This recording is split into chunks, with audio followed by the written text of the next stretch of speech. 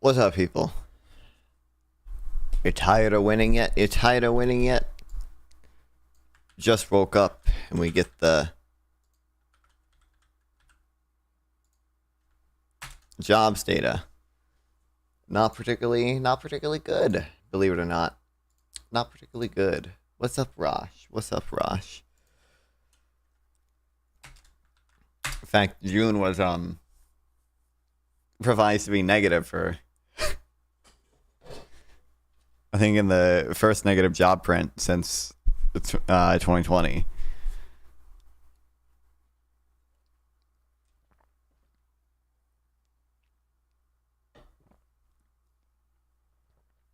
Manufacturing, not doing particularly well either, but, you know, to be expected. To be expected. Anyway, we're about to get started here. Because, I woke up nice and late. So we're going to get worse? Probably. So it's already literally 2 p.m. and time to start. So, like to stream, share with your friends, with your buddies. I'm going to start the short stream as well, because YouTube Shorts, free views.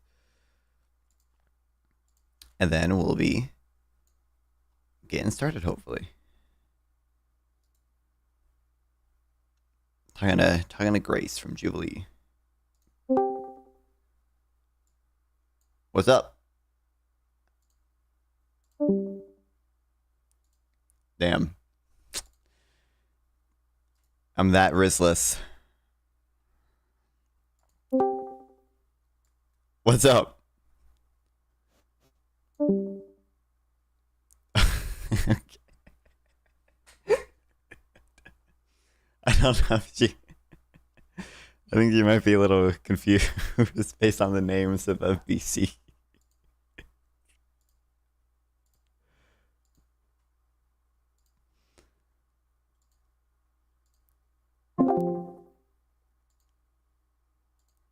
What's up?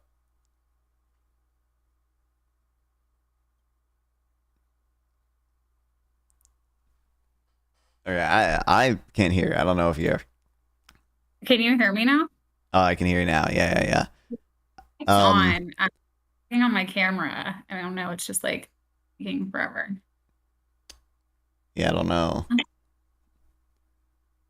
I'm gonna move us to the VC I was in earlier, the stream room, just because that one's not like public, so not everyone has perms to join that one, so they can't Okay. interrupt us. Yeah, I know y'all can't see me.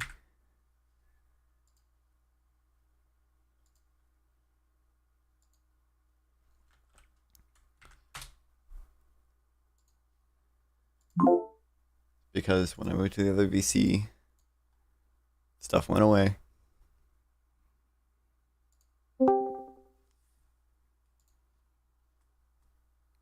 All right, what's up?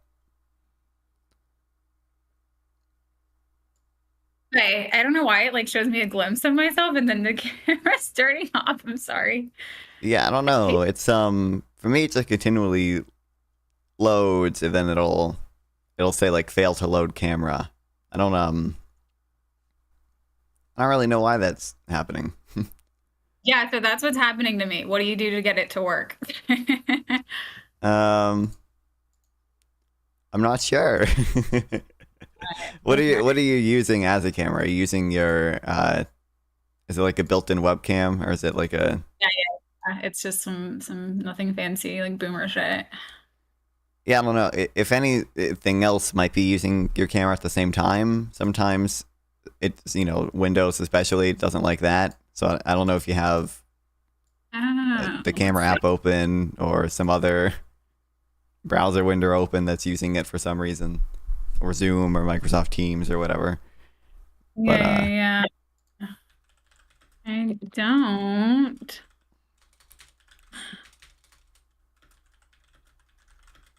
I don't. I'm not, yeah. So what do you want to do? Should I try to do Google? Or are we just good to use my voice right now, I guess? uh, see if I'll try in settings. See if like I think hardware acceleration is turned on. I think sometimes that if you don't have it turned on Okay, let's will see. break. Yeah, it was But weird that's because it like really flashed for a second to see me, but then it will like flash off. yeah. Super weird. Okay, let's see. Yeah, if you go to settings in Discord and then search like hardware, there should be like a invoice and video hardware acceleration thing. It's probably on by default. I Mhm. guess turn it off and hope that works. If it is on, or if it's off, turn it on. You're talking about in Discord, right? Not on my computer. Yeah, in Discord itself. Yeah. Let's see.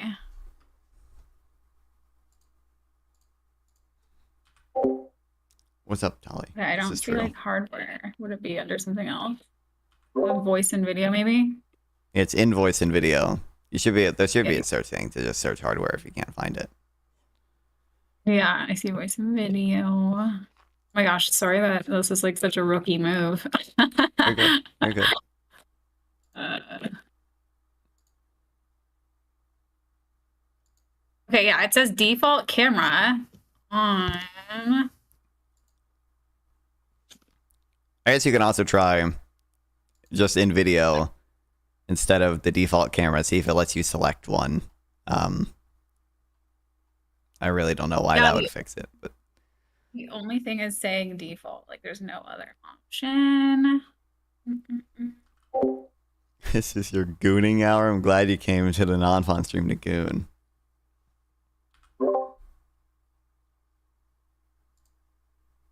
Not popping up now, right? You still can't see my video. No. I mean, you could try if you just hit Control R on Discord, it'll refresh, and there's a chance that'll work. We'll see. Hmm. Okay. Let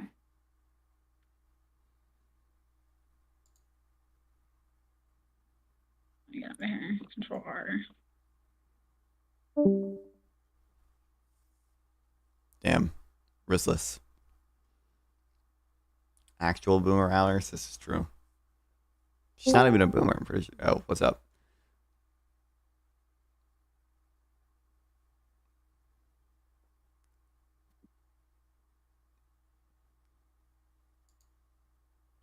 Yo, let's go. Yeah. Oh my Yeah. gosh. Thanks for being patient with my like literal zero skills in tech. Yeah, no worries. No worries. You're good. Yeah, don't worry. Okay. So now let me get my stuff set up. All right. Hell yeah. Okay. So firstly, Yeah. I mean, I think most of my audience will recognize you from the Jubilee video. I don't know if you have anything else that you do or they wanna shout out or tell my audience who you are roughly. My name's Grace. I'm just a schmegular girl. I do comedy. I'm an activist. Yeah. I was Yeah. on Jubilee. And now Right, I'm you- here. Well, it's nice to have you. Yeah, you were on the Jubilee video, the capitalist versus anti-capitalist, and listen, I feel bad. They represented, my side, okay, with PBD, who I feel is a dumbass, who I feel did not debate in good faith, who I feel is he doesn't even I don't even know how he doesn't seem to mind whenever Trump does things I would consider not even really that capitalist. So I guess the thing you mentioned to him is probably the place I want to start, is about poverty. Now he said like, oh, capitalism has brought the most people out of poverty compared to any other system ever or whatever. That claim is, in my opinion, that claim is kind of vague enough where it's not super meaningful either way. But I do think we have seen a pretty dramatic decline in certainly extreme poverty, which is the thing I think PBD was talking about. And, there are disputes over the methodology for that. But I think essentially, regardless of what methodology you accept, we have seen a pretty dramatic decrease in extreme poverty. And a lot of that is because of economic growth from, broadly capitalist institutions and countries. Mm-hmm. Yeah, well, I think, and this is what I tried to raise with PBD, was our marker for extreme poverty is fucking whack. I'm sorry, $2 a day. That's what it means to be under $2 a day is in extreme poverty. So I think that our markers are just not, and that's not what I'm seeing. Okay. I'm seeing more homelessness than ever. I mean, I live in California. I live in the Bay Area. And I'm seeing so many people struggling, friends, family members having to have multiple jobs just to survive, not knowing if they can pay rent that month.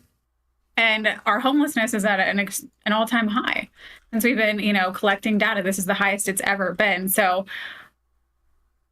I think it's just kind of a cover up for what's actually happening. So that was my. So I think, yeah. So on the poverty line, it's I don't think it's entirely unreasonable to take somewhat of an issue with the $2. It's now $3 a day because they adjust it for inflation every now and then. Excuse me, $3. Oh. Yeah. No. It used to be like $2 a day. I think it used to be like $1.90 a day. But more they recently updated it to $3 a day. So I think it's I don't think it's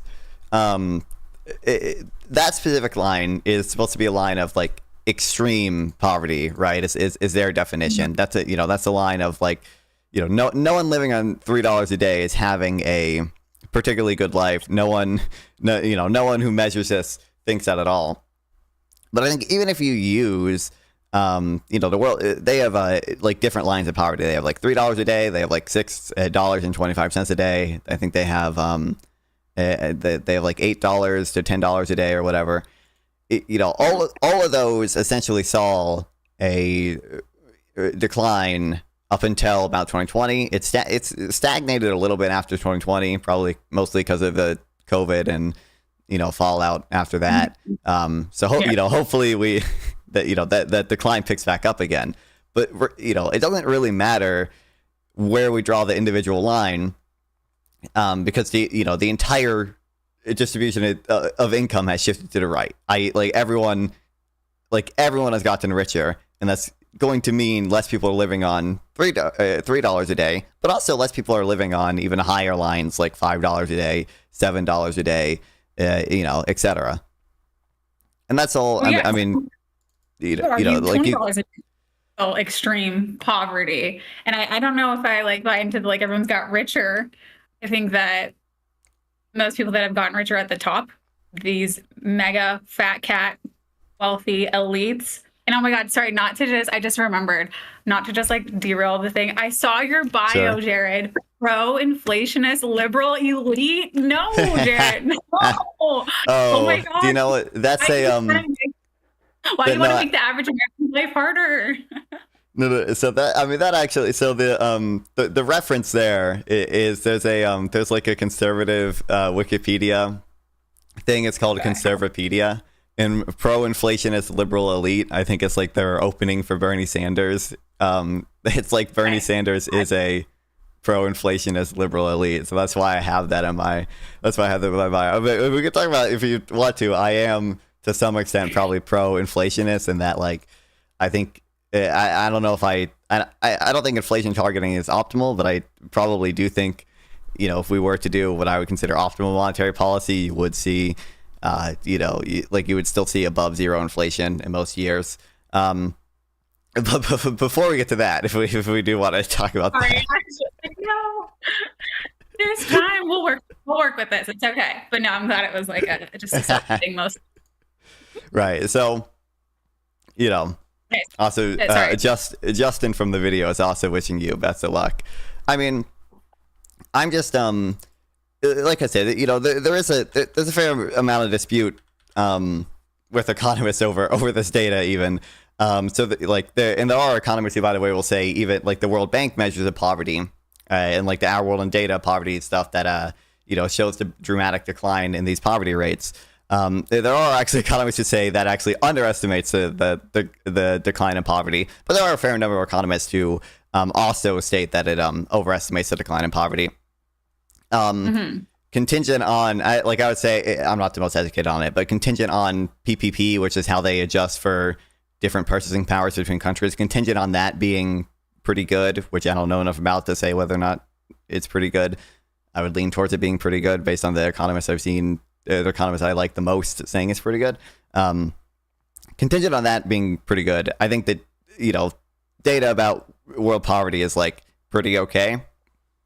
But, essentially no one, certainly even the people who take issue with some of the data points still agree that there has been a decline in global poverty. Everyone has gotten richer. And, to the extent that we see we might see increased inequality, but that's typically not because the poor are getting poorer and the rich are getting richer. It's just because the rich are getting richer faster than the poor are getting richer. And that's true. I think that's true within the U.S., but that seems to be true in most countries around the world that are seeing increased inequality. And so at the end of the day, we still have seen a pretty dramatic decline in both extreme poverty and sort of higher measures of poverty that we might want to look at too. I think we have to talk about too, though, the cost of living, right? The cost of living has increased astronomically. Price gouging, housing, everything has gone up and up and up and up at a much faster rate than the wages and whatnot. Like you said, the rich is getting richer faster. So one would say this is not, you're not in extreme poverty, but they're also not taking into the account of how much the cost of living has rised. Well, they do take that into it. I think the average American is suffering more because of that. So, the data about global poverty does take into account inflation. It does adjust for the cost of living. It's accounting for the cost of living, and it's accounting for the differences in purchasing power between countries. So the data showing the decline in poverty does show that. I do also think that Although obviously, like, it is true, the cost of living in the U.S. has gone up. I do believe incomes have generally gone up faster for all income quintiles, essentially. For even the bottom, like even the bottom 20% of Americans are probably still seeing their earnings increase faster than inflation most years, at least, save for 2020 and COVID. Do you have I don't remember what the stats are exactly, but how much more the CEOs are at the top are making than the average worker? So it's only about it's the data people usually cite for that is pretty bad. So the data people are typically citing is what I would anticipate. What? Sorry. That's what I would anticipate. That it's pretty bad. Well, the difference is pretty big. No. Yeah. So what I mean by pretty bad. So usually people, when people cite these numbers, they're like, oh, CEOs get paid a bajillion times the median worker salary, and they're typically citing the EPI. Like the EPI, as a lot of these, what I would call L's. Okay. So what the EPI is doing is they're looking at the top 350 publicly traded companies within the U.S., right? So first of all, this is not the median CEO, right? This is not looking at all CEOs in the U.S. and choosing the median. This is looking at the very top 350 CEOs and then comparing it to the median worker. And then secondly, they're looking at a sort of like fixed amount of firms, when really, when the number of firms in the U.S. has obviously been increasing because the population has been increasing as well. So when you look at just a fixed number of firms, like 351 firms, I think they look at, what is it? 40 years ago. What is it? What's the rate? Yeah, I just looked it up and it says 285 times more than the average worker as of a 2024 study. I'm not sure if that's what you're referencing. I mean, that might be. I don't know if that one is DPI specifically. It's probably the EPI or something similar. Like I said, a lot of the, even if it's not the EPI, it probably makes the same general mistake where we're looking at, like, we're not looking at the median CEO. The median CEO only gets paid, like $258,000 a year, I think. If you look at all CEOs, they're only looking at the very top 350 CEOs, essentially. And because they're looking at like a fixed amount of companies, and the number of companies keeps increasing, like, you're actually looking up higher and higher on sort of the income distribution of firms over time. So, the top 350 firms in, 1970, we'll say, which usually I don't think they go that far back, but in 1970, we'll say, is probably only going to be like the top, like that might be the top 1% of firms. But because there are a lot more firms today, if we look at the top 350 firms now, those might be the top 0.1% of firms, right? So you're looking sort of higher up on the income distribution of firms of highly compensated CEOs and comparing that still to the median worker. So that is, that is pretty silly in my opinion. If you look at the data that you can just... Can I pause it for a second? Can I get in there for a second? Just so I looked up what I was looking up, and you're right. The study that says they make 285 times more than the average worker is the S&P 500. But then I also looked up the S&P 500 companies hold about $54.6 trillion of our American money. And so that's a lot. I know there's still these, like median companies, like you're saying, these, smaller CEOs, I suppose. I don't know that I have compassion for small CEOs either. They're pretty well off to begin with, but it's still a shit ton of our money. Still a lot of inequality happening there.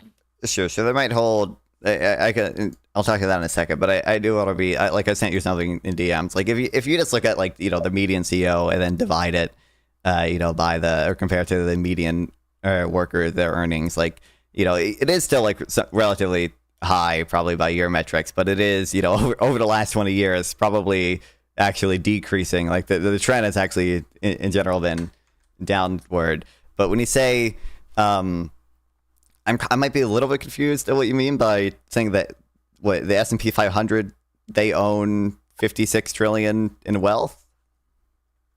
Yeah. Of the American money. So basically I looked and I said, how much does the S&P 500, own in American wealth? And $54.6 trillion. that they hold. So about $54.6 trillion, right? The majority of that's going to the CEOs, not the workers underneath them, is what I'm saying, because those are the CEOs that are earning over 285 times more than the average American. So in reality, that's a lot of people that are getting screwed over, paid poorly, unfairly, being exploited. I digress. Right. So I don't know. I don't know why we would, just infer that most of that is going to, most of that is going to CEOs, not workers. I mean, if you just look at like sort of the labor versus capital share of, of total income, of total GDP, like the labor share has pretty consistently been like approximately 7% of GDP, and the capital share approximately 30% of GDP. But I think I think, are you just would you say 56 trillion? I'm still a little bit confused what that number is referring to. I don't know if we're referring to just the revenue that they make, or like just all the wealth that they have. Yeah, that's all. Yes. And that they that's like holding. That's just all the wealth that they hold. Yes. I mean, I guess it's not like maybe it's not like 100% surprising to me that like 500 companies or whatever like have a lot of wealth, because these are like obviously large global companies. Now I don't like necessarily, I think if we want to, if we should be comparing it, I guess, then to like the wealth that that most Americans have, and then we can see whether or not that type of inequality has gone up over time. And the best data I've seen suggests that actually the like wealth inequality in America, certainly if you include Social Security, which is like how big is the Social Security trust fund right now? It's probably, I don't think it's 56 trillion, but I think it's I think it's kind of close to that. I believe it's like, I don't know, I believe it's like valued somewhat close to that. It might be lower, I don't remember. I think it was, I can't find my number or whatever. But, certainly if you include Social Security, our retirement benefits that aren't included in a lot of measures of wealth inequality that are traditionally put out, that, that shows that wealth inequality in America just like has not gone up significantly. Right. Well, I was referencing those companies specifically because that was, I know you were confused about why are we talking about them, but that's because. Well, I was confused what the number refers to exactly. Yeah, right. Well, it's just how much those companies as a whole, those S&P 500 companies hold in wealth. And those are the CEOs that are making over 285 times their average worker. So my point was basically, they're wealthy. They've got a fuck ton of money. They're making more than 285 times their average worker. And that is wrong. That. Mm. Well, I don't know. I don't know if we can infer just from the sort of like total amount of wealth they have, again, that like most of that even is going to the CEOs or whatever. Again, I think if you look at like CEO earnings, like actual median CEO earnings compared to like median worker earnings, like the difference is not like super significant. And certainly like, it has not been, I don't think it's like been substantially increasing over time. And then I think if we, like, I think, you would also, would we say like that's wrong or whatever. I don't know what, I don't know how we're arriving at that. So the evidence I've seen, suggests that CEOs actually get paid probably less of what's called their marginal product compared to the average worker. So, the marginal revenue product is just the sort of extra revenue that any given person contributes to the company based on the fact that they, work there. The average worker probably is about 85% of their... Did you just say CEOs pay less? They get paid a smaller percentage. So they get paid a smaller percentage of their marginal product. So the average worker probably gets about 85% of their marginal product, basically the revenue that they contribute to the company. And and most of they don't get 100% because a lot of, they work, there's other types of compensation, like you have to pay for, the company has to pay for worker training and stuff. CEOs probably only get about like 68 to 73% of their marginal product. We can look at data, for example, when CEOs are suddenly hospitalized or when CEOs suddenly die, and then we can see like how much the value of that firm decreases, and from that we can estimate essentially how valuable that CEO was to the company. And if you look at that data, it suggests that actually we don't, CEOs get paid, like I said, a smaller percentage of the marginal product than the average worker does. I think CEOs typically are incredibly valuable to companies. That is why they are so highly compensated. And if you look at firm survival, even after CEOs die, the firms where CEOs die are much less likely to survive over the next 2 years compared to firms where the CEO didn't die. Right. So I understand your statistics and your numbers, but I'm just wondering what that looks like for average Americans, right? With our homelessness at a all-time high, people being, not able to pay the bills, having to work 2 to 3 jobs, and then saying the CEOs deserve to be 285 times more because they're more worthwhile and they're working harder. The fact that we live in a meritocracy is a joke. It's not even that they're working harder. It's just that the innovation that they do, is valuable. And the reason they're so highly compensated is because companies truly believe that, they are it is worth it to compensate them. They believe it is worth it to compensate CEOs that much to keep them around and everything. I think CEOs, sorry, can I interject? A lot of times these CEOs these innovative CEOs, they're just big scam artists. They honestly have a lot of engineers who do the work for them. Then they take the credit for this innovation and this big, change to society or whatnot. No, they're just great at marketing. They're great at scamming, and they're great at exploiting people.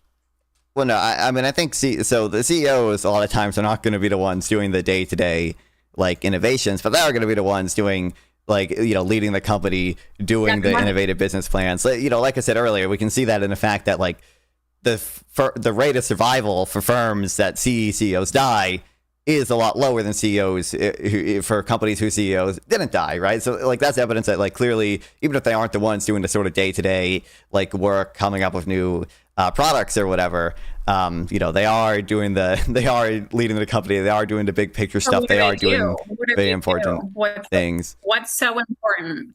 So to be specific, what is so important? I'm gonna push back on you a little bit. What is so important that they do if they're not doing the innovating, if they're not doing the labor, if they're not doing the work? What is it? I think that a lot of times they are doing innovation. It's just not the type of innovation that you're thinking of when we say they're not the ones literally inventing the new technology. Sometimes, sometimes you do see that.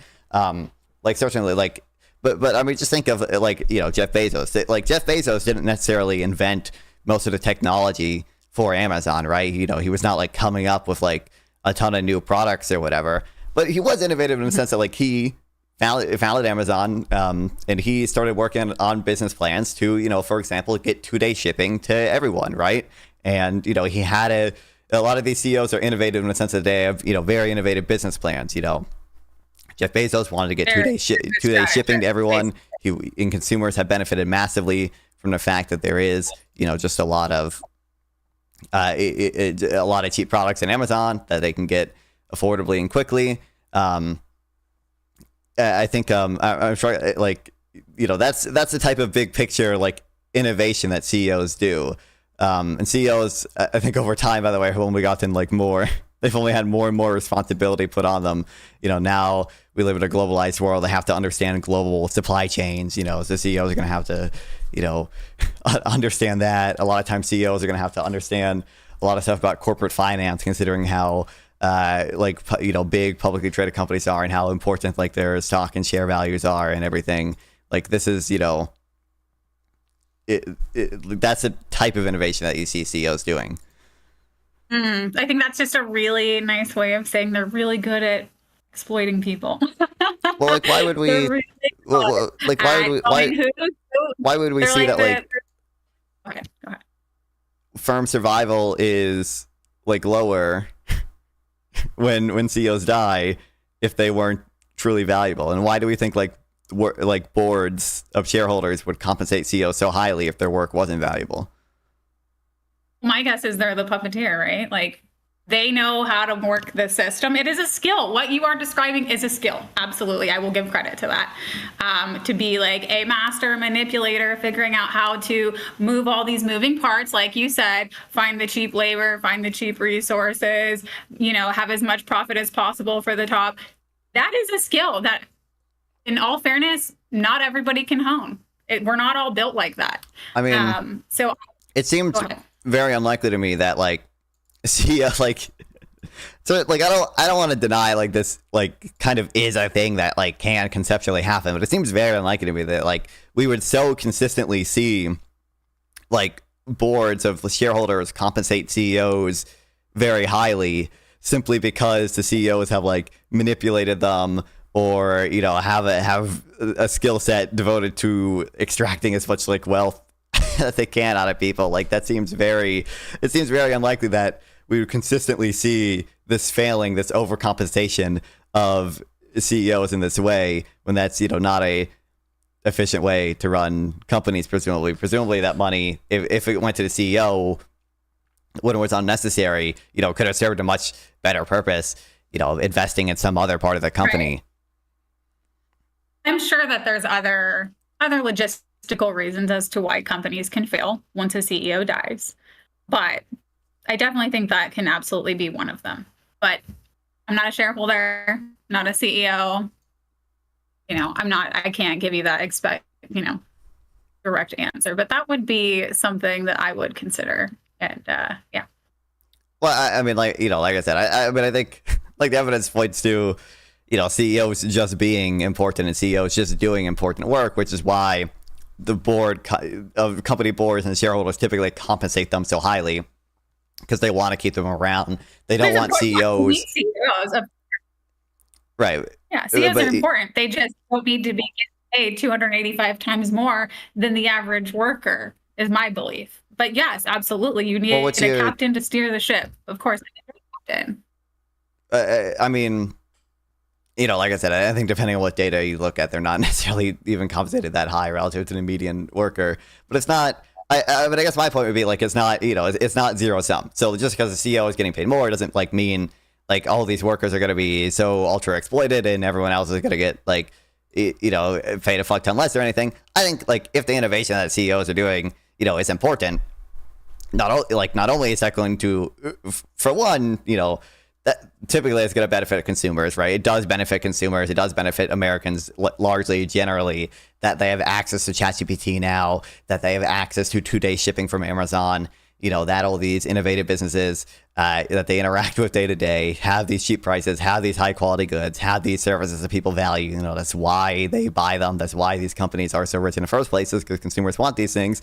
And also, it's probably going to help workers generally if a CEO is savvy enough, is smart enough to do productive investments to make their company bigger, to make workers more productive, which is going to bid up the wages of workers, right? Like generally, like it's not a zero sum gain, and like I think that's why you see, and we kind of touched on this earlier too. Like you do just like generally see the incomes of everyone rising, like even America. Like I think homelessness is kind of a unique thing because of the sort of unique constraints that we put on homes or whatever. But like if you just look at Americans' earnings adjusted for inflation, I do think you see that going up over time for even the bottom 20% of Americans. Like, yeah, no, I think that, I mean, this whole trickle down economics does not work. I mean, our minimum wage is $7.25 an hour, and that hasn't raised since 2009. Right, but like I care way more about sort of what the median worker earns, or even like the income growth at the bottom quintile. So like only 1% of workers make the minimum wage, right? A lot of people who make minimum wage are people who are teenagers who live with families, or secondary income people who live in multi-earning households and everything.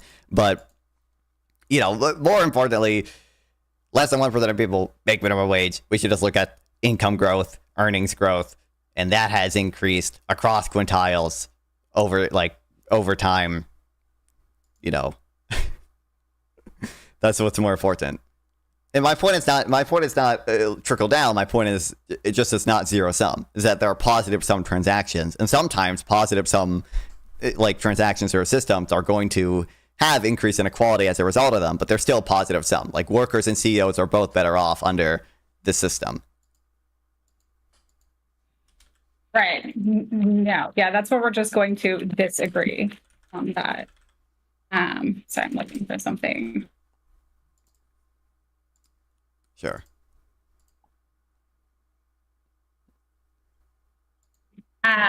Yeah, so I think a big thing that we have to worry about too is AI, automation. A lot of jobs are being taken away from that as well. And a lot of CEOs are coming out and saying now they cannot wait to replace workers with AI because workers don't, I mean, AI doesn't complain about wages. They don't complain about time off. They don't need, they don't unionize. And I think that's another thing that we're seeing as well, that jobs are being lost. You're arguing that jobs may be paying better, but there are much less jobs. I know people, and this is what I'm seeing on the ground level too. I think there are there might be, maybe we expect automation to have some impact in the future, but like right now, unemployment is at 4.3%. The job market is getting a little bit worse recently, but like overwhelmingly most people who want a job as of now have them. And like, I do think it is relevant. Like if we say like, we're just going to disagree on whether or not like workers are better off, is like, okay, well, like, I have like data suggests that, most workers are better off. I'd be curious what we're citing to suggest that workers aren't better off. Well, as I just said, the homelessness level is at an all-time high, and you can blame that on housing. And yes, that absolutely is a thing as well. But if people could afford to live in houses, you think they would just choose to be homeless? You think if they got paid a livable wage, they would do that? I don't think the fact that people are homeless is mostly due to people not earning a livable wage. I think typically most people in poverty, like a lot of people in poverty, a lot of homeless people are people who like don't work to begin with. It's elderly people, it's veterans, it's people who struggle to get a job to begin with. So mandating a living wage is not going to be the way you're going to deal with that. And I think the reason housing is so unaffordable in the first place is typically, like I said, because of the sort of unique constraints that we place on housing.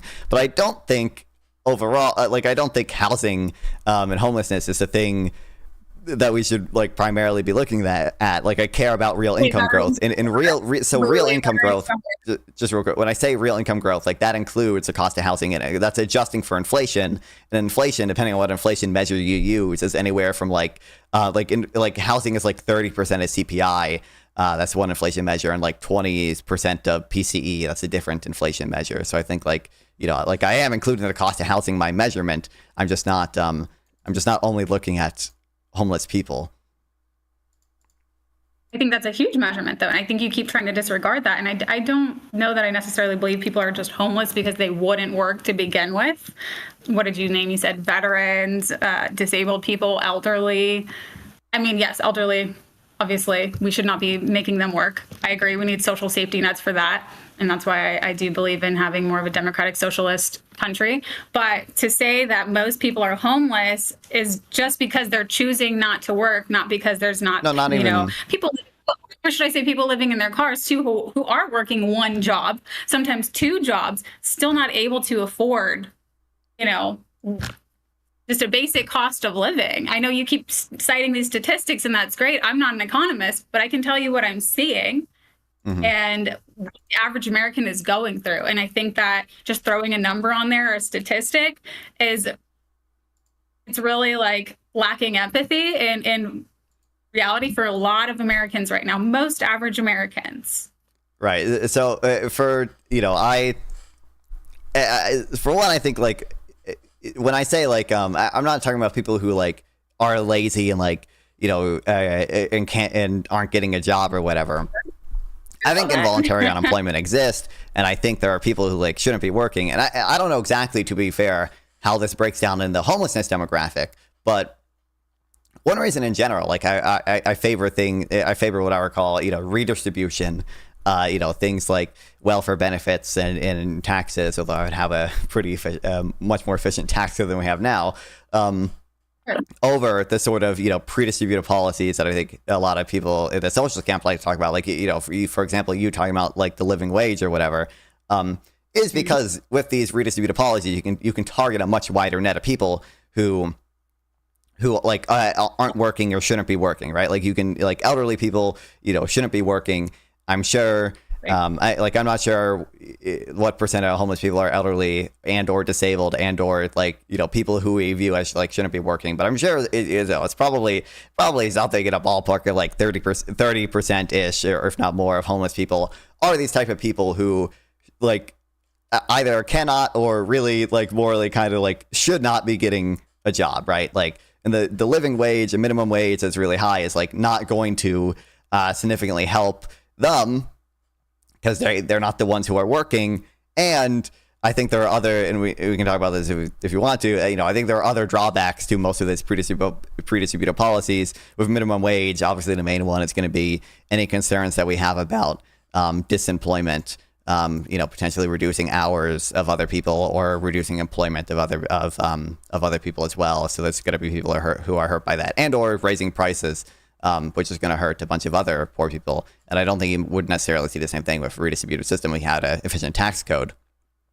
But I think, I don't want to discount the fact that America has a housing crisis, like has a homelessness crisis. I don't want to discount that fact.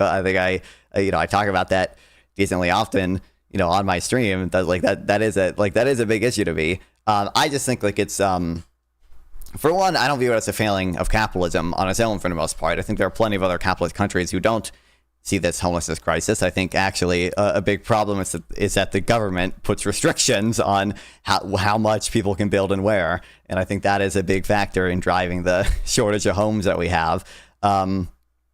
And I just don't think it's, I don't think that's the thing that should sort of outweigh the other data that suggests that, the average American worker is better off than they were historically. Like the fact that their real earnings have increased. They're spending a lower percentage of their income on food. They're spending a lower percentage of their income on clothes. The quality of most of their products has gone up, right? Like that's something really quick. Sorry, can I interject? My brain's gonna like numb over. I can't. If I can't hit some of these points that you're saying, you talk so fast and you have a lot. So I'm gonna have to interrupt you every now and then. No, how you were just saying right now, you said a lot of Americans, I think you said your data is saying that they're spending less on groceries. Did you just hear how people are actually putting buy now, get now, pay later for their groceries? It's actually happening right now. Mm-hmm. People are kind of doing layaway process, basic necessities. And I'm sure that would actually probably feed into why your statistics are there. I'm sorry, if you can't afford your groceries right now, we live in fucking hell. We live in hell. If you have to do buy now. I think it's crazy to say that we live in hell if some people can't afford their groceries. I think overwhelmingly people are affording their groceries. Human right, food. Do you believe that food is a basic human right that everyone should have a right to? I don't think the term right is meaningful either way. So there are what I'll say is there are some libertarians out there who are negative rights are the only rights that matter. Like you can only have a right from government coercion. You can't have a right to anything that uses someone's labor. I don't believe in that, but I don't strictly believe that people have an innate human right to food or whatever as well. I don't think rights. I kind of don't think yeah, definitely. I just don't think rights are that meaning. The concept of rights philosophically is kind of not very meaningful to me. What I'll say is I think we should have a redistributed system that ensures that everyone can get food. So we should have a program like food stamps. I would probably expand food stamps and make it cash benefit. I think we should just do cash transfers. I don't see a need to have this weird type of cash benefit system to get people food or whatever. But I want the government to ensure everyone has some minimum standard of living. I want the government to ensure everyone can afford some minimum amount of food. But I think, like I said, overwhelmingly, like if you just look at the percentage of their income that Americans are spending on food, that has gone down over time. And if you just look at the median earnings compared to the price of food, like the median earnings have outpaced. That statistic is happening because people aren't able to eat as much because they're having to spend that money on other basic necessities. I mean, obviously that's a basic necessity, but I'm talking about like housing, I'm talking about transportation, things. I mean, people, like I said, are putting it on layaway. No, I think you also see. I would interpret. I mean, we don't know why they're spending less on food. I know you're interpreting it one way. The number of calories that people have consumed have certainly gone up significantly, over time. So presumably, for calories. well, presumably, they're not buying. We're not buying less food in the sense of calories at the very least. I don't know. I don't have data on maybe I don't know what you would want to look at for that, like the weight of the food that we're buying or whatever. So that Americans are Americans. Sorry, I'm saying my point is that you're drawing one conclusion, which means that people are doing better. They're having a better life, everything's right. But there's many reasons as to why that could be. And I don't think you're considering I don't think it's I don't think it's crazy to say that if the number of calories the median American consuming is going up and the number of or the percentage of income that they spend on food is going down. You have that data that the calories are going up. That the median American consumes more calories today than they did, for example, in the 70s. I believe I do somewhere in my notes have data that suggests that. We can probably go find that. Okay, that's wild. But I would also argue that's because we're eating. I mean, this is going to get real off. I would argue that the food that we're eating is not, Well, the food that we're eating is what consumers want, unfortunately. Now, we can say maybe they're not fully rational and there's negative externalities to being fat or whatever. But I don't think it's the food that we get today is higher quality in the sense that it's what people are demanding. But maybe not. Maybe not.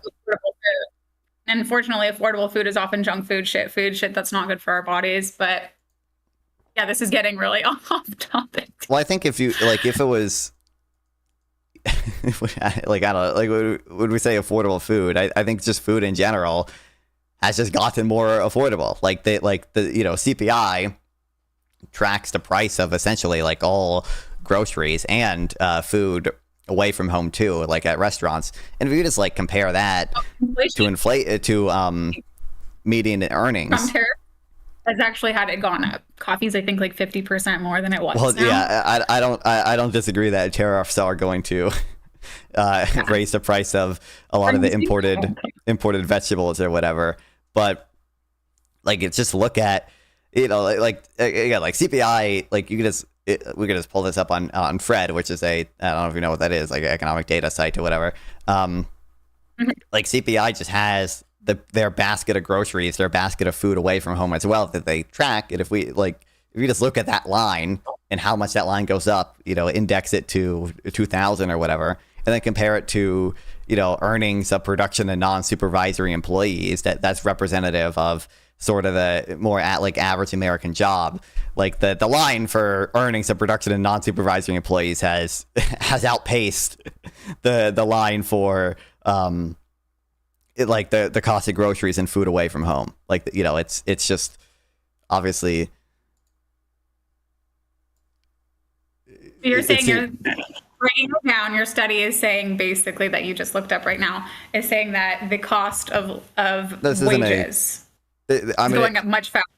It's not even a study. It's just a data that is reported every month. The CPI is just a measure of inflation that tracks a bunch of prices that is reported every month. Has been reported every month for the past 50 years or so, or longer than that actually. And same thing with hourly earnings, right? And we can just compare. We can just compare these things and see that the price of food relative to income has just been falling. I think it increased a little bit in 2020. But yeah, obviously it seems to be pretty indisputable, unless you have data to suggest otherwise, that wages have pretty greatly outpaced, and income generally has pretty greatly outpaced the price of food. Yeah, no, I mean, I'm not going to die on that hill, but I would say that, yeah, wages are still not. I mean, I know you keep saying they're going up and up and up. I mean, the minimum wage, I'm going to stick to that for sure, $7.25. Obviously, not everyone makes the minimum wage, as you said, but it's less than 1% of people. It's like 185 times when CEOs are making astronomically more than the average American. I know you keep thinking it's enough, and it's going up. It's going up. I'm sure it is. I sure to God hope it's not going down, but it's not enough for people to survive, and not even. We shouldn't even just be looking at a survival level. I think that's another thing that's really, wrong with where we're headed right now in our country. I mean, if you look at Maslow's hierarchy of needs, the bottom level is just basics: food, house, shelter, safety. We're just there as a country. Most people are struggling for the first basic need, never mind self-actualization or anything like that. Right. So, I mean, I do think, like, certainly, to the extent people struggle for basic needs, like, a decreasing percentage of people have been doing that, right? So, like, even if I say X amount of people in America or around the world, we're talking about global poverty earlier, are struggling for their basic needs, we have just seen the entire income distribution shift rightward. Like, we have just seen people in general, just get richer, and a smaller percentage of people are living on that, below $5 a day around the world, or, in America below whatever we think is the income that is representative of people struggling or whatever. But like, again, so in America, $20 a day, I think is $20 a day is probably struggling in America. I don't know what that equates to yearly income, but certainly, I think you can probably. What? Sorry. I was saying, I think the line that you keep referencing is completely unfair when, $20 a day, as you just admitted, is still struggling. And I think that's what you said. It was like $3 was the marker for absolute poverty. I think we need to be looking at before absolute poverty. So how much would an average American need to make a day to not be anywhere near, absolute poverty? That should be our very last resort. And honestly, I don't know what we should have, and that's an insane marker.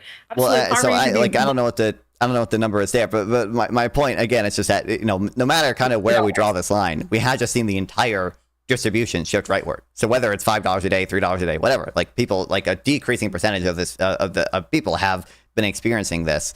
And, we keep going back to the, minimum wage, like that, again, very few people make minimum wage. And, the people who make minimum wage, also, that's not their only type of income, right? Like, the people who make minimum wage in the U.S. receive. What happens when the minimum wage is based so low? People say, I'm just going to pay maybe $5 more than that, and I look like a really generous CEO. So do we then think about, okay, $13 an hour, is that a livable wage? No. So the higher that we raise the minimum wage, the higher the wages increase all along for every American worker. So that's why it's important to have a minimum wage and some regulations around that that's realistic, because it actually does affect people who are not just making minimum wage. Okay, conceptually, that's a thing that can happen. I think to the extent that, like, you see that so you could see a case where essentially there being a kind of higher floor on the minimum wage can give workers more bargaining power. I think there is a cost to that, and that we might see more disemployment because of that. You might see higher unemployment because of that. You might see lower hours because of that. But again, very few people work the minimum wage. And if we, say maybe the minimum wage, like, would just have some positive effect on it's like 1% of people work minimum wage. And, like, let's say, even if I accept that, like, the minimum wage would have some impact on workers' bargaining power, I think, like, are we, affecting, like, 3% of people now? Like, it seems unlikely that would be affecting even a big percent. It would affect everybody but the CEO. I would imagine it affects all the ground workers but the CEO. What happens? So, like you said, the minimum wage is the floor level. The people just kind of breaking in. Like you said, it's just more labor work. What happens to the next level? Okay, we figure out what the next pay rate for the next level up in our company is. Okay, then the next level after that. And they do base it on the not just what they think is, they don't just pull out a number. I just think that they're and maybe they do, because you know what, they're CEOs, they probably do that for themselves, but they don't typically, I would assume, just not say, okay, I'm just going to think this person is worth $40 an hour. No, they base it of the metrics of where the bottom starts, the next level, the next level, the next level. I think you would, so potentially you would see like the workers whose next best option is a minimum wage job, like they would have more bargaining power. But for people whose next best option isn't a minimum wage job, like I don't think you would see their pay affected essentially at all. Like I don't think most people are like basing their entire pay schedule off of this. I think pay is primarily based on productivity as the upper bound, like your margin of revenue product is the upper bound for how much you can be compensated before it's unprofitable to hire you. And then the lower bound is your next best alternative. So you're right. For people who don't make minimum wage, but whose next best option is a minimum wage job, if you raise the minimum wage, you might see the lower bound increase. But for people whose next best option isn't affected by the minimum wage, you would not necessarily see their wages increase because their pay schedule is not simply based on that. And again, this like either way, this is a very low percentage of the population you're affecting. And I think if you just look at the median, those people at the next best option matter too. Number one, I just kind of I don't think that's true at all. But just to start with, the people who are the next level, like you said, they matter. Do they not deserve do people at minimum wage not deserve a fair rate? Even though you said it's like 1%, do those, which I don't know, I would have to check that statistic myself. They deserve a better wage. And then on top of that, the next level up, that's a whole nother round of people who deserve to have a livable wage. To say unskilled people or teenagers or whatever still don't. I mean, our teenagers, are they going to, number one, I don't think that's true that minimum wage is just teenagers.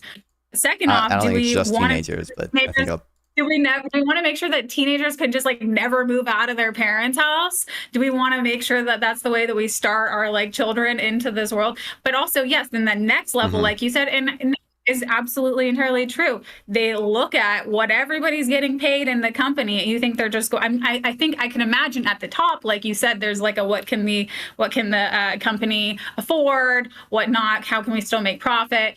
And I would imagine like the CEOs, like you said, they kind of just probably say, this is what I want to make, 285 times more the average than the average American. They're not basing theirs off the minimum wage. They don't give a rat's ass about that.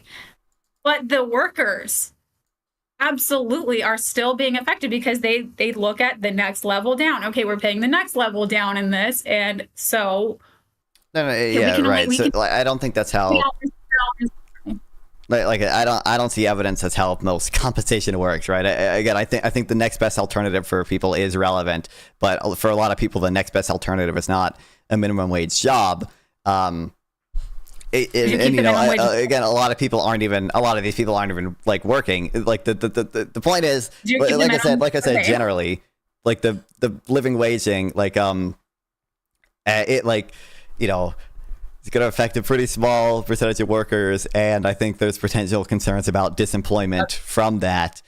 I think more importantly, again, I think it was like the third time I mentioned it, whatever. Like if you just look at the income of people, even in the bottom 20% of Americans, right? Or the bottom 25% or whatever, like of Americans, like that, just has been going up over time, despite the fact that minimum wage has stayed the same.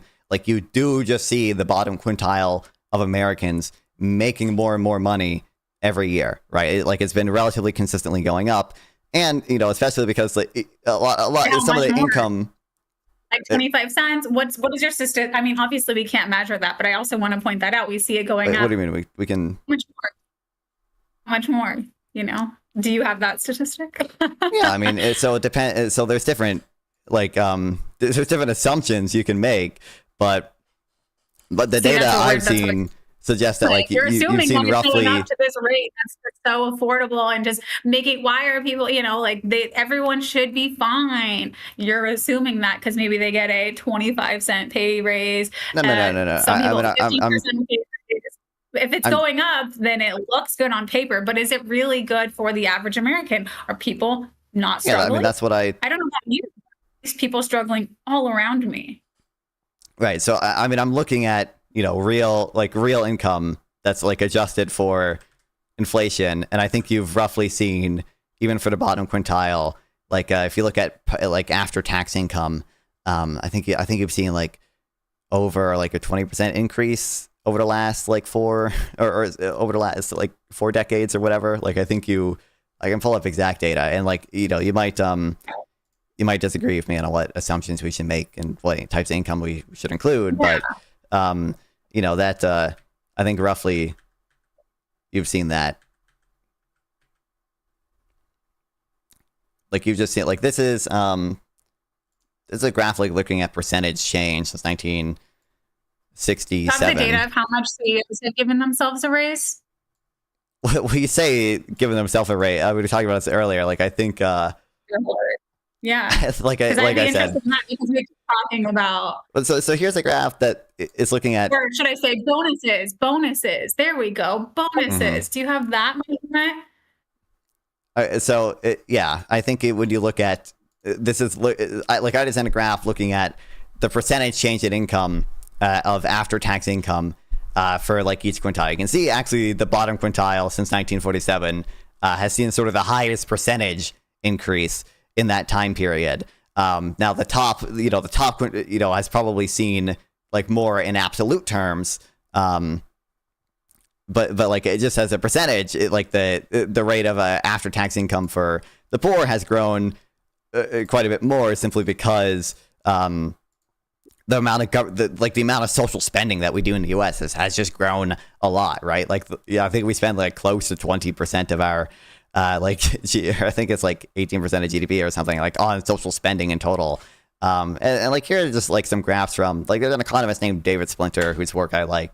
He has like a number of papers. Like this is just a graph that he has of the after tax income like by quintile, and like you can see, it's been rising for every quintile, including the bottom quintile, including the bottom 25% of Americans. Like that's, that seems relevant. So just really quick question, how you just said that it feels like probably, when the CEOs get their raise or whatever, it's bigger because obviously a percentage is bigger when the number is higher, right?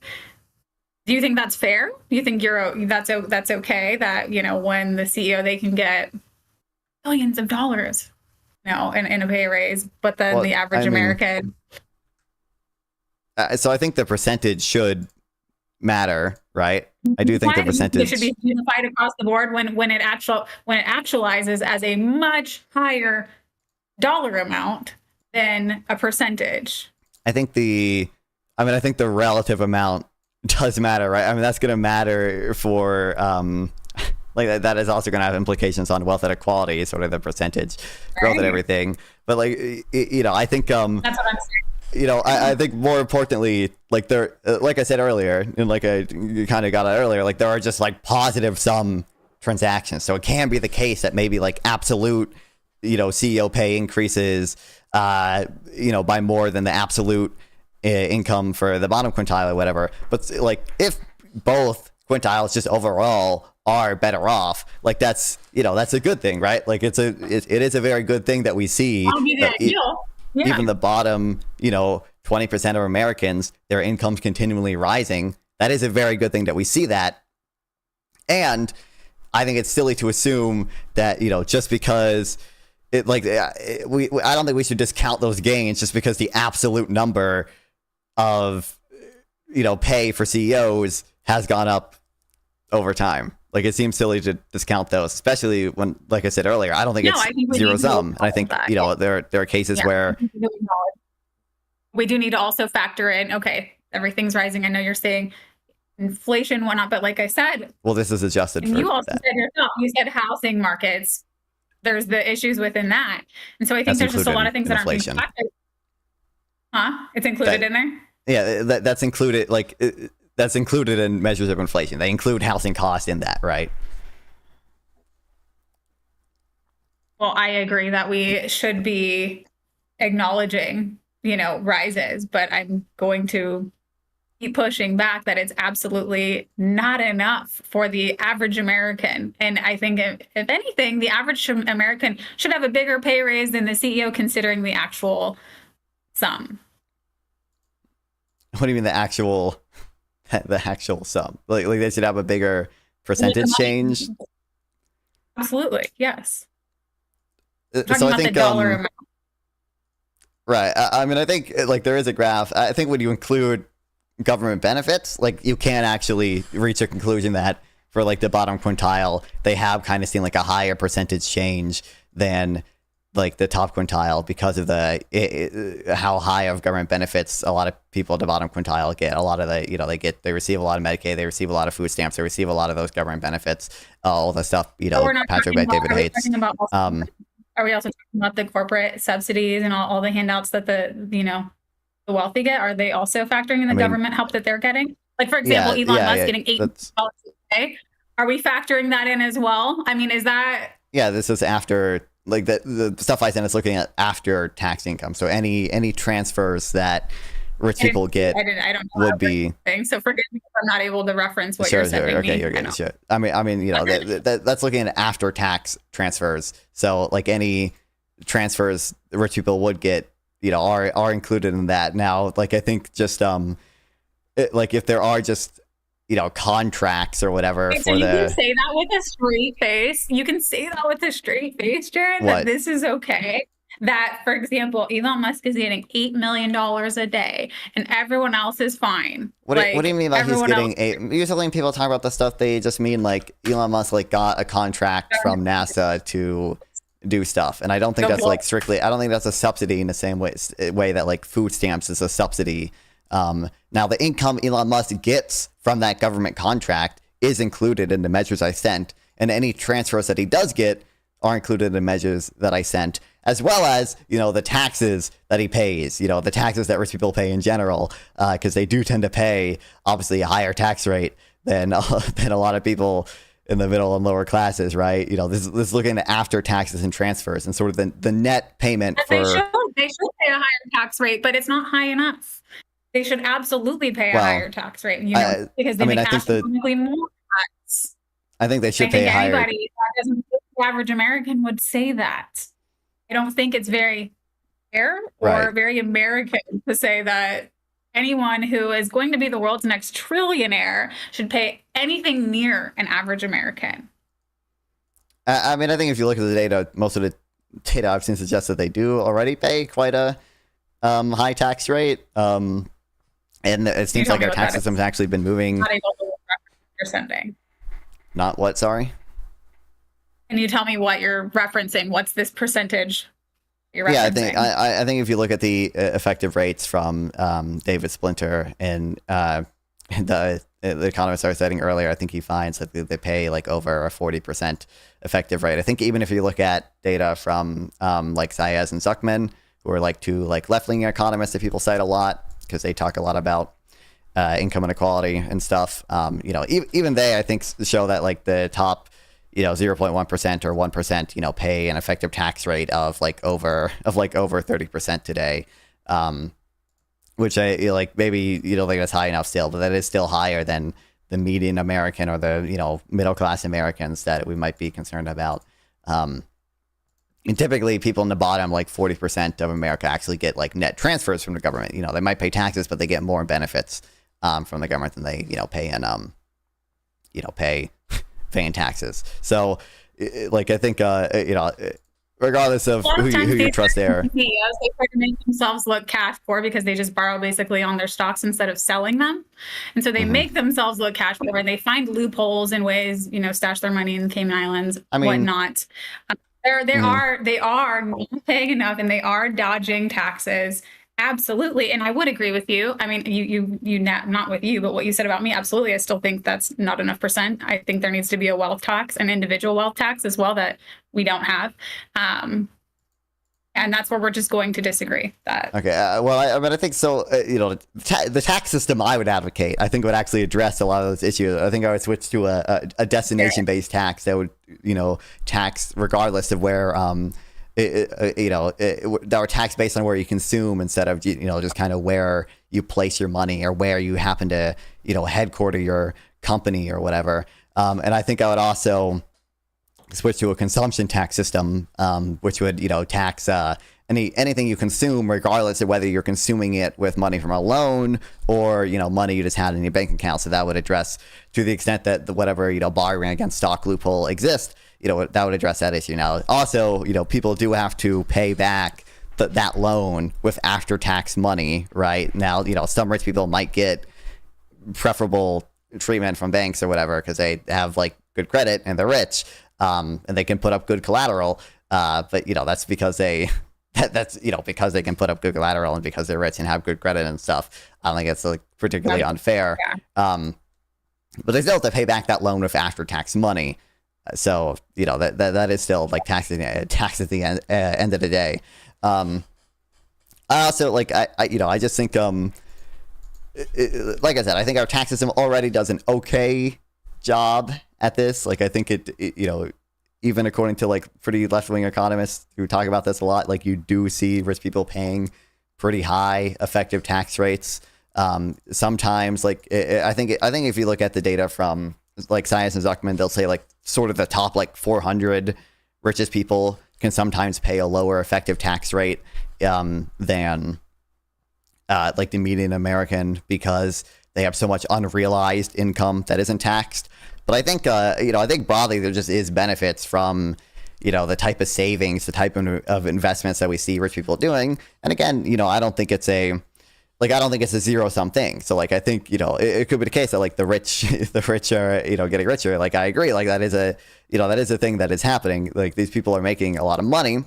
I just, for one, don't think it's like that out of line with what we've seen historically. Again, I don't think wealth inequalities increased that significantly in the U.S. if you look at the data from David Splinter. Mm-hmm. And there are sort of instrumental benefits to that in that, you know, they are doing innovation that helps consumers. They are doing investments that help the overall growth of the economy. And that is partly why you see growth in America being really high. That's why you see growth in incomes, even for the bottom quintile, being, you know, pretty high. That's why, you know, you see America has so much innovation and so much success that I think even like European countries don't necessarily have a lot of times. Like Europe does not have a big tech sector. Europe does not have as high. China's crushing us. What do you mean? China is literally crushing us. We are actually like stuck in fucking time with innovation when it comes to AI. Also, I'm going to agree that this AI innovation is actually like very helpful to consumers or the average American. But no, we are not. We are very much behind in a lot of these countries. Well, I'd say China specifically, they are crushing us in the AI and the solar renewable energy field. Absolutely. By 2030, I think China builds more solar, but I don't know. Like, to me, by 2030, China to create more renewable energy than the entire country of America. So I think China does a better job. I think China does a better job at deploying a lot of their technology. I don't think we actually see as much innovation from China as from the U.S. I think that might change a little bit in some sectors because of the Big Beautiful Bill and the cuts to things like the NIH and stuff or whatever. But I think, like, you know, a lot of the success in China with regards to innovation and stuff is attributable to, by the way, you know, their liberalization, the fact that they did liberalize, the fact that they did privatize parts of their economy. They did do a lot of these things that are like more like capitalist, you know, based reforms or whatever. But they still have a lot of this, you know, foundations and whatnot.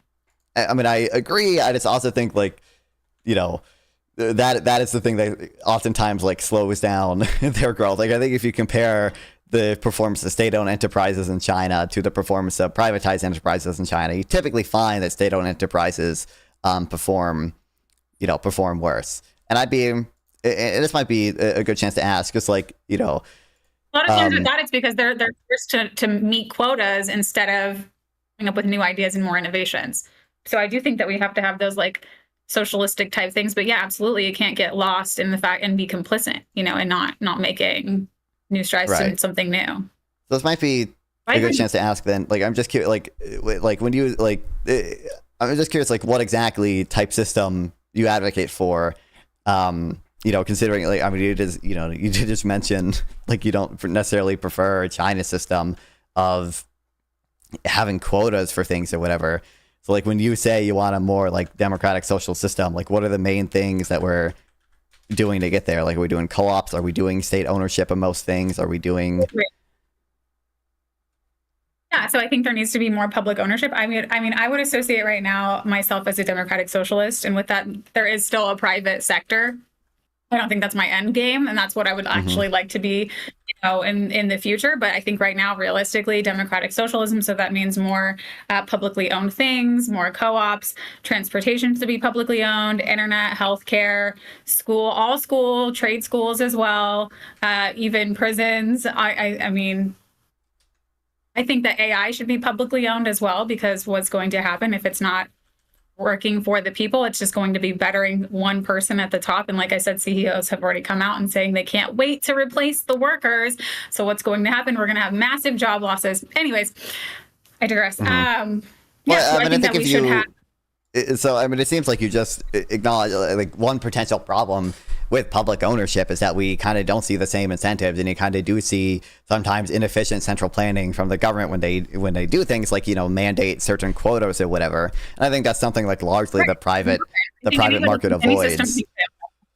Any system can fail though, right? Like capitalism can fail. I mean, there can be authoritarian... I agree conceptually any system can fail. The relevant thing is that, like, I think we have first of all, I think we just have I think there's, decently good empirical evidence. We need to know that we can fail, but we have social safety nets and basic human rights, because capitalism can fail. However, we do not have as many social safety nets, basic human rights. And I know you don't like that word, but I do, because I do believe that we should be a right to have, food, to have a house, to be able to have an education. In the best country of the world, we should have these basic necessities, not as a privilege, not just for the people who can afford it. And so, yeah, I think we need to be doing more publicly owned. Does that to some extent, but I agree there should be like a safety net. I just think I would have that done in what I consider an economically efficient way of primarily efficient taxes that only really affect consumption, and essentially a redistribution that is typically going to be more cash benefits than a lot of this, than a lot of public ownership or whatever. So I agree, like it is possible for capitalism to quote unquote fail. I think there are capitalist countries that just don't have very good institutions that have like fallen apart or failed or whatever. But I think we have very good reasons to believe generally that like markets and the price system are just a very effective way at allocating resources, right? Like the profit and loss motive gives you good incentives to use resources in the most efficient way, for everyone to allocate resources in the most efficient way. The price mechanism is very good at conveying information to people and, conveying localized information to everyone, information that a central planner could almost never collect or whatever. And even if they did collect, it would just lead to the same outcome as the market outcome anyways. Does a very good job at, letting consumers and everyone, producers even convey their preferences to producers of the stuff that they need to buy based on how much they're willing to pay for it. We have very good reasons conceptually to believe that the market and price system is like very good at its job. And it seems like most of the empirical evidence confirms that, private ownership and a market-based system tend to just have more positive effects, tend to have higher growth rates than the type of like socialistic systems, that we see in other countries a lot of times. So I think I'm not completely against a mixed economy at this point in time. I think we have to take steps. I do see that there's benefits in both mixed economy situations, but yeah, there needs to be more regulations. You said a lot. I have a hard time unpacking every point you're saying because you talk fast and you say a lot, but yeah, sorry. But... that's all right. You say incentive, right? A lot of the capitalistic mind, incentive is basically fear-based. It's basically, if you don't make enough money, you're going to be homeless, you're going to have no food, whatnot. It's a fear-based incentive, right? Not always. So under like my ideal system, there would be some minimum. Competition or fear is basically the capitalist mindset. Competition is, I think, a big part of it. And I think it's a positive effect of it. I think there's generally positive to that. So, to be clear, under my system, like everyone would be insured like some minimum amount of food in effect because they would receive transfers from the government if they were, if they were poor enough. But like I do, for example, like this is sort of the meme example, like, it gets brought up a lot of times or whatever. Like, I think Ludwig von Mises, he's an Austrian dude. I think this was his example. Like if we just have a company that's trying to build a railroad, right? And, they have to decide whether or not to go around a mountain and use more rail, or to go through a mountain and use more like engineering and like concrete to build the tunnel or whatever. A capitalist market-based system makes this decision very easy. You just use whatever has the lowest price, right? You just do whatever has the lowest cost. And the best thing is, by doing so, you're also furthering the social goal, because by doing the thing that has the lower cost, by choosing the resources that are more abundant, you're sort of freeing up the resources that are less abundant for other people to use in sort of more productive ways, for other people to use because they value those resources more enough to pay for them because they need them more. Well, a lot of times types, always the most sustainable thing. I mean, the cheaper things isn't always the most sustainable thing, the most beneficial for our planet, for the best of our people. It's really based on the money. I agree. There is value in that. I think we need to start to slowly not just see that it's not all about the money, because there are other factors that matter to people's life, to this planet, and so that's where I think we have to not just be so money. So there can be like externalities that like we should care about, and like money might not be the only thing that matters, but I think the relevant thing here is that like a market mechanism and a price mechanism makes the decision very easy. You don't have to have much information. You just do what has the lower cost, and that is conveying all the relevant information to you. And that can be a problem. That can be a problem, though. That's the thing. That it's not. I agree that can be a problem, but I think the cases where that is a problem. You look at the fossil fuel industry, we know that's not good for the planet. Well, that's obviously like a case of an externality. Right. And I agree, like we should be taxing negative externalities. Like we should be doing a carbon tax. I don't think that's doing things or creating things not just based on money. Our public transportation system would not be a fucking joke like it is. I mean, and that's better for the environment, but there's not as much money to make there. There's not as much capital to make, since we're not doing it.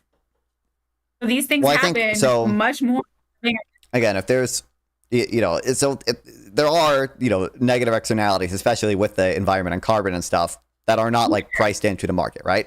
So like, the solution to that most of the time is, a tax on carbon, and or like some type of cap and like trade scheme where we say where we sell pollution permits or whatever, and companies can trade pollution permits amongst themselves or whatever. So I think that like there are solutions to that are still like market oriented, or like happen under a capitalist system. And I don't see necessarily how, like, certainly like worker co-ops are not necessarily going to internalize that externality amongst themselves. Now you can, if you had like a state-owned enterprises or whatever, like I guess you could certainly like mandate like certain state-owned enterprises sort of take into account the effects of carbon or whatever. But I think there are still reasons to believe that just doing a tax on carbon would be more efficient than having like a bunch of state-owned enterprises who all individually like make the consideration about have these considerations for carbon emissions or whatever. So do you think they would actually make a tax on carbon? That's actually realistic. I don't think it's that unlikely. I think there are other countries that have already done it, right? Hasn't Canada done it? Yes. Well, I'm sure, but yeah. We are. Yeah, so I don't think it's that unlikely. Go ahead. I don't think it's impossible that we would see a tax on carbon, but I think like more importantly, again, it's just that like, this is pretty clearly something that a holistically capitalist system can still solve for, is externalities. Is you tax carbon, you tax these externalities. Not going to get it to stop as fast as we need it to get to stop. Tax on carbon is not going to get it to stop as fast as we need it. I don't know if that's true. I don't know how we would determine if that's true. I think if you going to happen, that's probably the next best step, because let's be honest, I don't see our country going, socialist anytime soon. It's still got pretty bad rap. So I do agree that that could probably happen faster, but is it the right way? I would say no. I would say more of a privatizing, publicly owning the fossil fuel industry, everyone having a vote on what happens in the planet. I think that would be a much better way than just trusting that a CEO isn't going to pay a little bit more tax and then hike up the prices of gas for everyone else to pay. Well, the relevant thing is under our capitalist system, obviously a carbon tax is the thing that gives them the incentive to emit, less carbon. I think if you had sort of this, public ownership of the fossil fuel industry, I mean, for one, I think you would see we tax more, they charge the people more. When we tax more, and then we're seeing that with tariffs as well. I agree. The average American has to cut the loss. So when you just throw a tax on everything, or I'm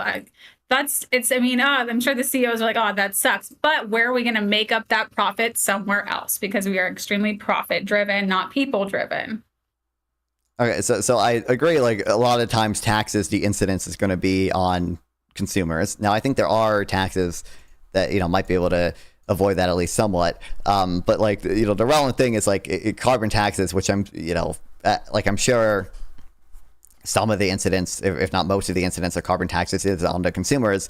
The relevant thing is simply that, like, we're pricing in the cost of emissions, right? Like, even if the end cost is on the consumer sometimes, right? Like, that's just a consumer paying for, the the emissions that, their consumption is going to affect, right? Like, we're pricing in that externality. I think that's the relevant thing that we're trying to address there. It should be put on the consumer to pay because they're using it. I mean, that's what you're like, fair, their consumption. Is that what you're? So if our goal is simply to minimize the negative externalities associated with emitting carbon, sort of the incidence of who the tax is on doesn't really matter, because either way, you're going to reduce the emissions of carbon. Now, holistically, we should have a progressive tax system, I think. I care about the average American. But it does matter, because I cared about the average American. So another financial strain on the average American who is making 285 times less than the CEO, pick up that paycheck. So I think, like I said, holistically, we should still have a progressive tax system. And I think, obviously, like, you can, have a... You're like the poorest at the table, and it's like you're the poorest one at the dinner table, and then all of your really elite rich friends are like, hey, you cover the bill. Thanks. That's how I see it. I mean, again, holistically, you can have a progressive tax system still, and maintain and still have a carbon tax, even if the incidence falls on consumers at least some of the time. You could just have other progressive taxes and transfers to essentially make up for that. The thing that we're trying to address with a carbon tax is simply the emissions part. We're not, I don't see any need for a carbon tax to be progressive when we can. That's the thing. It does tie in together, because what is an injustice to the climate, to the world, oftentimes is injustice to the people. It does matter to talk about this. You can. But it has negative effects insofar as people emit carbon, right? And the relevant thing with the carbon tax is it's going to make it more expensive to emit carbon. No, I agree. But the thing is, not everybody. So the country needs to put in place more incentives, right, to do solar, to do clean energy, but we're also not doing that. Mm-hmm. So what's going to happen is people can't afford to go buy a new car. They have no choice but to emit carbon, because we are not setting them up for success. So I think if we have, maybe your plan could work if we have more incentives and more, it's like clearly people are choosing not to do this just because they want to drive their fucking diesel truck. They don't want to do stupid green energy or whatever. But I think that not everyone has the opportunities to do that. We're not putting enough things in place for them where they can. The average American, whereas the CEOs, the rich people they do have the means to do these things. They know what they're doing. They can afford to make the changes, but they're not, mostly because it's profitable for them the way it is. But that's what I'm saying. I think that the incentive to. Go ahead. What was that? Obviously, CEOs don't have an incentive to do that. The point of the carbon tax is to make it so they would have an incentive to switch away from carbon emitting technologies. And listen, we need to stop it at all costs. I do think if publicly owned, it's going to be better because it's not going to affect the average American. And what's going to happen is, yeah, there's going to be this like carbon tax. Hopefully more people can afford to switch over, but what's realistically going to happen is people are going to suffer because there's not going to be any like ways to help these people switch over. I think if you had public ownership of the entire fossil fuel industry, I think you'd see like a massive, depending on how it's managed, depending on what you mean by public ownership. And I mean, you're talking about like everyone getting a vote earlier. Like, I think you would probably see a pretty massive free riding problem with that. Like, it's just not worth it individually in that case for like anyone to, do the research as to how fossil fuel companies should be managed, especially when they. Right. I mean, I guess if you. Not so much as a co-op. There might be some. We vote our politicians in, so they're representing the public. But yes, then, there's still definitely a potential like free rider problem there. It might not be as big as if you like literally gave everyone in the country a vote as to how to manage a fossil fuel company. Well, I also believe we need campaign finance reform, right? So if we have politicians in there who are not being bought out by lobbyists, by the ultra-rich elites, they're going to be in there advocating for the people and not necessarily for their mega rich donors. So I understand there's a lot of moving parts that have to happen for this, democratic socialist vision. So, it's easy to pick out one part. Well, if we don't reform this, but yes. And if it's ran by the government, and then we have people who are not being bought out, then yes, it's going to advocate for the people, for the betterment of the world, not just for capital. Okay, right. So I think there are reasons to believe a carbon tax would be more efficient than like public ownership. The money in politics thing is a different conversation or whatever. But I do think if you saw public ownership, there might be models of public ownership that are okay. But if you're saying like the government should have like enough of a stake in the fossil fuel industry to be able to like mandate certain things, I think you probably would see issues with how the government, is able to manage that fossil fuel company. I think historically, publicly owned companies, state-owned enterprises, are simply it don't tend to be managed as efficiently as private enterprises. I think you would probably see free rider problems. You would probably see principal agent problems. I think you wouldn't even see necessarily the same all else equal, like a state-owned government enterprise would still have the same incentive to pollute, or a worker co-op as well would still have the same incentive to pollute. In that world, we're simply essentially just mandating that we have these type of like social considerations when we order the state-owned enterprise to do things. Why would they have the same incentive to pollute? The government state-owned enterprise. So, if we're still setting them up as a profit maximizing like industry, right? I understand you would have considerations. Government is not a profit organization. That's why it's not always. You can have state-owned enterprises. So would we have so public ownership doesn't necessarily always entail actual government control or action of the company. Like you can have publicly owned companies or whatever that are managed technocratically, are managed by industry professionals and are still set up with a profit maximizing goal. Is that talking about subcontracting, not actual government? No, you see, so you could have a, for example, there's a person I used to talk to. His name's Boy. For example, he was a socialist, as he called himself a socialist. He would say we should essentially have government-owned holding corporations, and these holding corporations would be essentially independent companies that would just invest in other companies, but the holding corporations themselves would be publicly owned. So whenever they bought shares in a company or whatever, they would be that company would be partially publicly owned. It's just that this holding corporation it is still a profit maximizing industry, investing in other profit maximizing industries. Is simply at the end of the day publicly owned, so its profits can be used for the government, for the common good, or for transfers to transfers to people or whatever.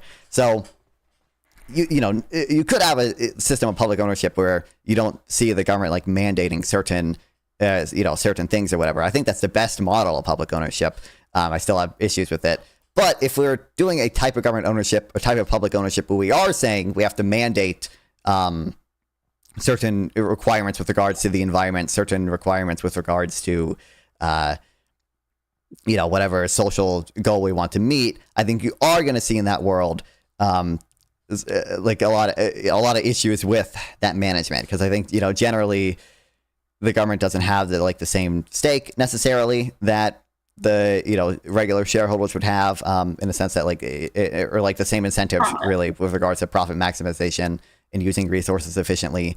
I think you're going to see. So you think the only way? I guess I've been meaning to say this. So yeah, it seems like you truly believe the only incentive is profit. Am I correct? I mean, no, I don't think that's I don't know what you mean by the only incentive. I think the reason why the profit motive tends to be good is it tends to incentivize using resources efficiently. It tends to incentivize innovation. It tends to incentivize things overall that I think are really good. I don't think it's the only incentive people always have all the time. Like, people do things, people volunteer. That's not necessarily motivated by a profit motive or anything. But I do think that it is the that's the strongest. I think it's typically the strongest, and I think it's generally a good thing. I think the profit motive generally is good. To the extent that there are externalities, you can price them in so it aligns with the profit motive. That leads to exploitation. The profit motive leads to exploitation. It leads to, like I said, I mean, let's just talk about human psychology, right? If you're profit motive, and you're I have to work because otherwise I will be homeless. Otherwise I will have no food to feed my kids. I won't have clothes on my back. I mean, I'm a parent and I can speak to that. I don't like that being motive. I mean, I think you... I don't want to have that. I mean, I would want to create. I want to be a part of a society. I want to help people. I want to help, further this world. I want to make sure that we don't just mass destruct this fucking planet. So I think that there is that. I mean, there is truth in what you're saying. It is a motive, and it's kind of working, but it's not. Well, I mean, I think it works. The people get exploited. It leads to people exploitation. It leads to people being, like you said, how you were saying that, sometimes corners get cuts, sustainability, things like that are not generally for the sometimes there best are for the planet. Externalities. Yes, there you go. That's what you said. Yes, and it's not. Yeah, and it's happening. So those. I mean, any open any economics textbook, they'll tell you oh, markets are so great and everything, but sometimes we should be concerned with externalities, right? With things that affect other people but are not, priced in to the market. That is an issue, and the appropriate response, in my opinion, is to price it into the market so companies have an incentive to not pollute more. Right? That is the appropriate response to me, because generally when we do things like public ownership, we don't see positive effects from it because incentives are not aligned in the same way that they typically are with private industries. And I guess that exploitation point, people have much more of if we talk about co-ops, for example, if we were talking, public ownership, people have more of a stake in the company. They feel more involved. They feel more passionate. They don't feel like they're just kind of going through the motions. So no, and they oftentimes public ownership pays better than, a lot of these co-ops pay much higher wages. Yeah. So co-ops aren't necessarily public ownership. I'll get to that in a second. I do just want to comment on the exploitation point. So again, in my world, we would have kind of a minimum standard of living. You would have a government insured UBI. You would have maybe some type of public health insurance or whatever that would ensure some minimum. So your choice would not literally be work or starve. If you couldn't find a job for whatever reason, you would be guaranteed some minimum standard of life. But I think the round thing is that employees tend to have multiple options for employers, right? There's competition between employers with regards to the workers they hire, and that tends to lead to positive outcomes for workers, and they have a variety of choices of, where to work. I think that's the, good thing from the market system that makes it not super exploitative, at least all the time. But, on like the co-ops point, so I think co-ops would have the same incentive to pollute and stuff. They would still have the same incentives regarding all these externalities. Now, you're right in that there may be some like psychological benefits to working in a co-op because people have a stake in the company. And you're right in that co-ops tend to have more egalitarian like wage schedules or whatever. I don't think there are other issues you run in a co-op. So on that egalitarian, wage schedule, I think there's evidence from both co-ops and unions that when you have those, you tend to see what's called brain drain. So, people who it would be highly compensated at other companies, at other, private enterprises because, they are highly skilled, because they have higher productivity than most of the other workers. If their wages are compressed by the fact that, the other members of the co-op are essentially voting their wages down, they will go to other countries. They will go to other, they will go to other private companies. You see that in Uruguay, and you see that even in unions in America. I think I don't know how much you want to talk about co-ops. I don't know how much you support them, but I think you run into broadly just allocative issues with regards to, companies not being able to accept labor without accepting capital, or accepting capital without accepting labor.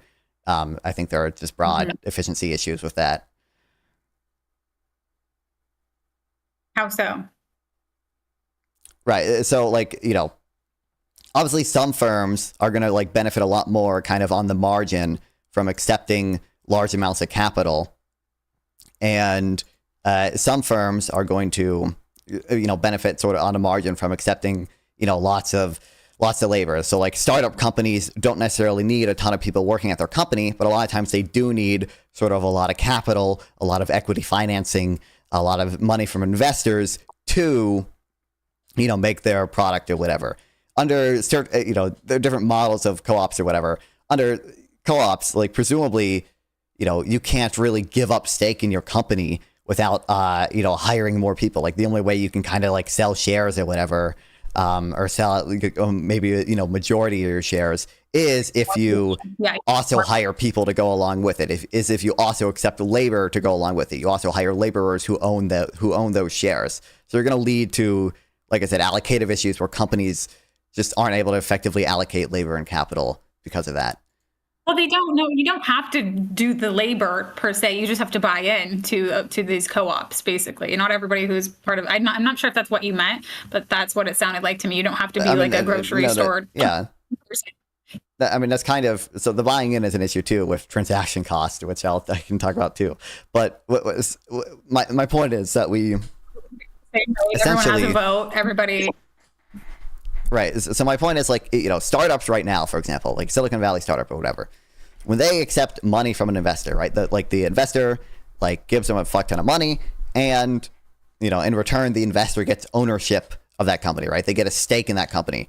Under a co-op model, that'd be very hard to do, considering the whole point is that people outside the company don't necessarily have control of the company, right? The workers are the ones with control. So if I want to raise capital, I could, like you said, have someone buy in